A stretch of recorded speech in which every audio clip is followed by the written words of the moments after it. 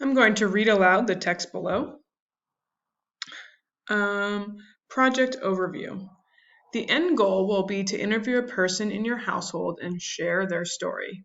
You will share their interview with Ms. Zach through a recorded interview that you will email to Ms. Zach. The interview can be done in English or Spanish. Why are we doing this?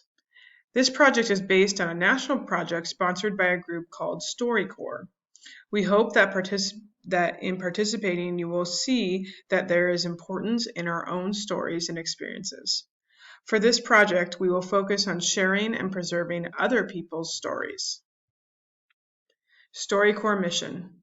StoryCorps is an independent nonprofit whose mission is to provide Americans of all backgrounds and beliefs the opportunity to record, share, and preserve the stories of our lives.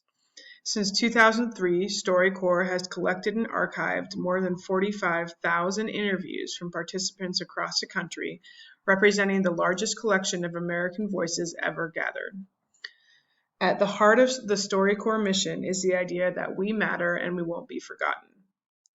The process. Before interviewing, we will listen and read some example interviews. Then we will discuss what a good interview question looks like and how to encourage detailed responses from our family members.